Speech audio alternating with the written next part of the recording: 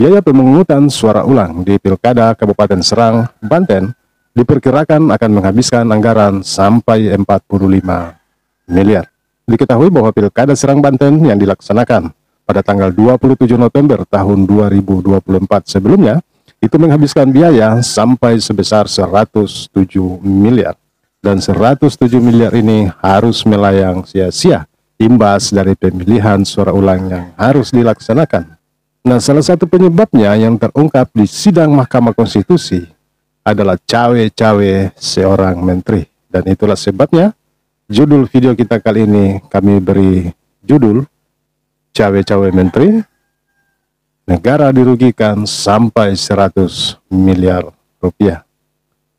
Kita dengar dulu pembacaan keputusan Mahkamah Konstitusi di sidang Mahkamah Konstitusi yang dilaksanakan pada tanggal 24 Februari 2024. Menyatakan batal keputusan Komisi Pemilihan Umum Kabupaten Serang nomor 2028 tahun 2024 tentang penetapan hasil pemilihan Bupati dan Wakil Bupati Serang tahun 2024 bertanggal 4 Desember 2024. 3. Memerintahkan Komisi Pemilihan Umum Kabupaten Serang untuk melaksanakan pemungutan suara ulang pemilihan Bupati dan Wakil Bupati Serang tahun 2024 di seluruh TPS di Kabupaten Serang dengan mendasarkan pada daftar pemilih tetap, daftar pemilih pindahan, dan daftar pemilih tambahan yang sama dengan pemungutan suara pada tanggal 27 November 2024.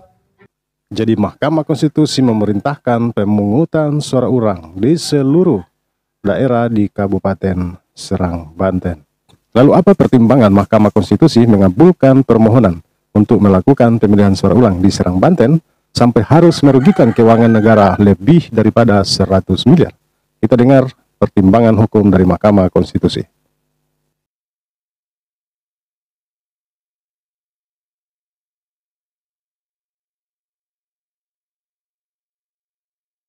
Terdapat fakta adanya rekaman video yang menggambarkan terjadinya peristiwa pernyataan pemberian dukungan kepada pasangan calon nomor 2 oleh sejumlah kepala desa, di mana rekaman video tersebut telah disebar di media sosial dan situs pemberitaan daring. Fakta mengenai rekaman video tersebut telah terkomunikasi melalui bukti yang dilampirkan oleh Bawaslu Kabupaten Serang. Video bukti dan seterusnya dianggap diucapkan yang pada pokoknya menyatakan bahwa benar telah terjadi ketidaknetralan kepala desa dalam pemilu kada Kabupaten Serang. Berkenaan dengan tersebut merupakan fakta hukum yang tidak terbantahkan bahwa Hayandri Susanto selaku menteri memiliki hubungan pernikahan dengan Hajaratu Rahmatu Zakiyah selaku calon bupati dari pasangan calon nomor 2. Peristiwa Hayandri Susanto dalam posisi sebagai menteri telah menyelenggarakan atau menghadiri kegiatan yang di dalamnya terdapat pernyataan bersifat meminta atau mengarahkan kepala desa untuk mendukung pasangan. Jadi cukup jelas bahwa salah satu dasar pertimbangan Mahkamah Konstitusi memerintahkan pemungutan suara ulang di Pilkada Serang, Banten adalah keikutsertaan atau penggunaan kewenangan Menteri Desa yang tidak lain adalah suami dari Ratu Rahmatu Zakiyah calon Bupati Kabupaten Serang, Banten yang memperoleh suara tertinggi dalam Pilkada Kabupaten Serang tahun 2024. Satu hal yang patut diapresiasi dari keputusan MK ini adalah bahwa MK tidak lagi mempertimbangkan soal selisih persentase perolehan suara. MK hanya mendasarkan pada pertimbangan bahwa pelanggaran calon dilakukan secara terstruktur, masif, dan sistematis.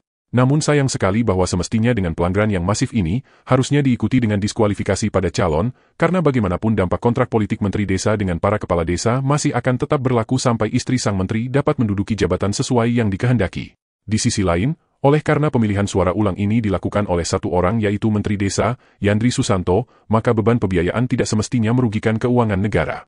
Bagaimana menurut pendapat kalian? Setujukah jika beban pembiayaan pilkada dibebankan kepada calon yang melakukan pelanggaran?